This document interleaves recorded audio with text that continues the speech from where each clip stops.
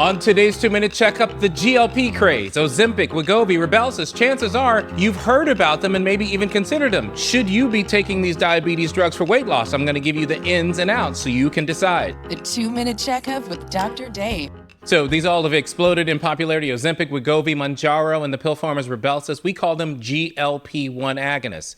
What it is an analog of something your body naturally makes called GLP. And GLP has a number of effects, but it mainly has an effect to increase the secretion of insulin and pull sugar out of the bloodstream. So it sort of makes sense that this was initially designed as a diabetes medicine. But when the trial showed that people were losing significant amounts of weight, it was then later approved in a separate trial for obesity in people who are overweight. So here's how the GLPs work. In addition to their ability to clear glucose out of the bloodstream and therefore take it out of place so that it doesn't get stored as fat, it also increases the metabolism so that even at rest, you're breaking down more calories. It also reduces the amount of energy that is absorbed from the food by slowing down what we call gastric emptying. So food doesn't get into the intestine where it's absorbed as quickly, and you limit the amount that is stored as fat.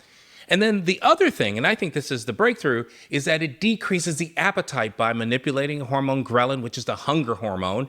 But it also has direct central nervous system effects to make you feel full faster. The average change in body weight after starting this trial and only going for 68 weeks was about 15%. So a 200-pound person would lose about 30 pounds. So the question is, should we be using them for weight loss? And the answer is yes, if you would fit into the trial. By that, I mean obese with a BMI over 30 or overweight with a BMI over 27, but one of the other conditions like high blood pressure, high blood sugar, or high blood cholesterol. If you do not fit those criteria, we do not have support that this medication would get that kind of result for you and do it safe. The flip side to this, the side effects can be quite considerable for some. The stomach issues that occur, nausea, vomiting, stomach pain, constipation, and diarrhea. Some patients will go on to develop pancreatitis, which is inflammation of the pancreas. Others will develop problems with the gallbladder. These are not trivial. So that if you do not fit into the criteria of this trial, I would advise you not to take these medicines for weight loss. If you do fit these criteria, you could stand to benefit